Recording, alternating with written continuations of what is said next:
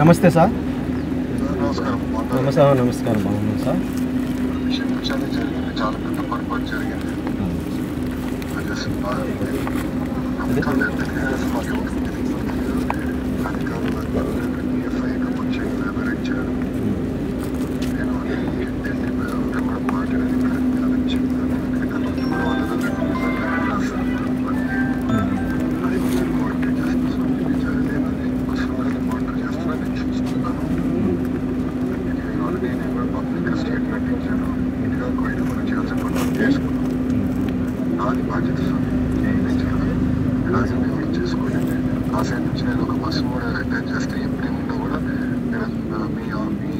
అదే sir, bus August నుంచి ఆగింది సార్. అది బస్సు ఆగస్టు నుంచి ఆపినారు సార్.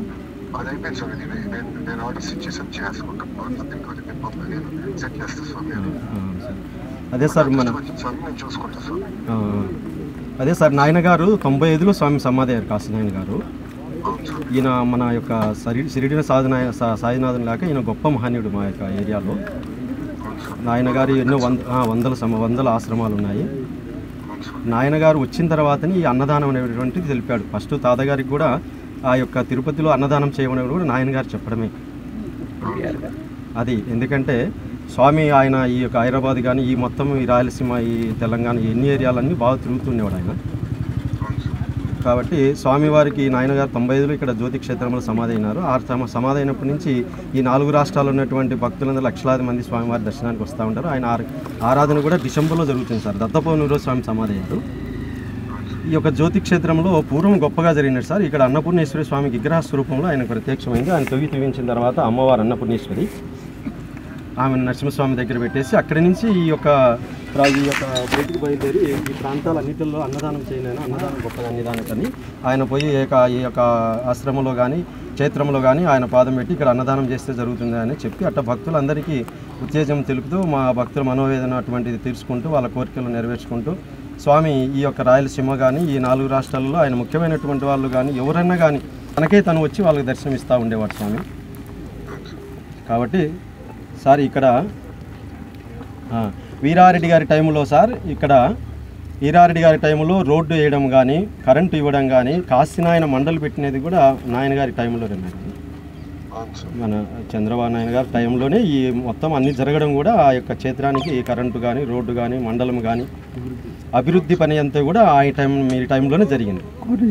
కాబట్టి ఇప్పుడు ఏమైందంటే ఈ 29 సంవత్సరాలలో ఎదురు లేకుండా లక్షలాది మంది దర్శనం చేసుకుంటూ అన్నదానాలు గొప్పగా ఆయన కార్యక్రమాలు జరుగుతూ ఇటీవల ఫారెస్టోళ్ళు కొంత మాకు పర్మిషన్ లేదు, దీని మీద ఇబ్బంది కలుగుతా ఉన్నప్పుడు మేము దానికి తగిన ఒక 50 ఎకరాలు సబ్మిట్ చేసి ఫైల్ ఢిల్లీలో పంపించినాం సార్. అది ఈ లోకల్ మా యొక్క ఇన్ఛార్జి నితీష్ రెడ్డి గారు మా లోకల్ నాయకులు అందరూ కలిసి దీని మీద బాగా శ్రద్ధ పెట్టేసి కాశీనాయన గారి ఆశ్రమాన్ని మెట్టతిరిగి మనం కాపాడుకోవాలనేటువంటి అందరూ ఉద్దేశము. తరువాతి ఉండే భక్తులు వేలాది మంది కూడా లక్షలాది మంది కూడా ఆయన యొక్క సమాధి సంస్థానాన్ని మనం కాపాడుకోవాలనేటువంటి సంపూర్ణ భావంతో మేము కార్యక్రమం చేసి ఫైల్ కూడా ఢిల్లీకి పంపిస్తున్నారు సార్ మా వాళ్ళు లోకల్ వాళ్ళందరూ కలిసి. దీనికి మాకు న్యాయం చేసి ఈ యొక్క క్షేత్రానికి పర్మిషన్ తీసుకొచ్చే బాధ్యత మీదే సార్. ఇది అది నేను వర్కౌట్ చేస్తున్నాను, నేను పర్సనల్గా అది వర్కౌట్ చేస్తున్నాను స్వామి. ఇమీడియట్గా 2 విషయాలు, ఒకటే బస్సు ఒకటి నేను 4-5 రోజులు కూడా అది ఇమీడియట్గా మళ్ళీ ప్రారంభిద్దాం. రెండోది ఏదైతే వీళ్ళు మాకు చెప్పకుండా చేసిందో అది వ్యక్తిగతంగా నేను చూసుకుంటా స్వామి. అది ఇంకోసారి జరగదు. అయ్యే ఖర్చు కూడా ఏమంటే పర్సనల్గా నేను చేస్తాను. రెండోది మూడోది కూడా స్వామి, నేను మనోడి నంబర్ ఇస్తాను. ఎవరుంటే మనలో వాట్సాప్ ద్వారా నాకు మెసేజ్ పెడితే సరిపోతుంది స్వామి. నేను పర్సనల్గా కోఆర్డినేట్ చేస్తాను స్వామి. నాకు ఎందుకంటే ఈ అధికారులు తీసుకున్న సరైన ఆలోచన లేకుండా తీసుకున్న నిర్ణయాల వల్ల ఏది ఇబ్బంది పడుతున్నాం. సో ఇలాంటివి ఉంటే ఇమీడియట్గా నాకు ఎస్కలేట్ చేస్తే స్వామి నేను చూసుకుంటాను. అది సార్ మా భక్తుల మనోవేదన మీరు గట్టిగా దీని మీద కాశీనాయన మీద మీరు ఖచ్చితంగా దీని మీద పర్మిషన్ వచ్చేదానికి చేయాలి సార్. దీనికి అది నేను కేంద్ర ప్రభుత్వంతో మాట్లాడిన ఇతర పెద్దలతో కూడా నేను కోఆర్డినేట్ చేస్తాను సార్. ముందుగా మీకు ఇబ్బంది లేకుండా చేస్తాను. పర్మిషన్ కొంచెం టైం పెట్టినా అది ఎట్లా సాధించాలో వర్కౌట్ చేసి నేను చేస్తాను సార్. అదే సార్, మన ఫైల్ కూడా నితీష్ రెడ్డి గారు అందరూ కలిసి ఢిల్లీలో ఉంది ఫైలు. ఆ ఫైల్ను మీరు పరిశీలించి మాకు ఎంతవరకు వాళ్ళు వివరాలు నేను తీసుకుంటే మీ సైడ్ నుంచి ఒక పర్సన్ అటాచ్ చేయండి సార్. చేస్తే స్వామి టైం టు టైం మనతో కోఆర్డినేట్ చేయమని చైతన్య ఉంటాడు, అతను చేసుకుంటాడు స్వామి. అన్నీ రియల్ టైం మీరు కోఆర్డినేట్ స్వామి. Thank you sir. Thank you స్వామి. ఇదో సార్ మీ సార్ ఇదో మా నమస్తే సార్. నమస్కారం. నమస్తే.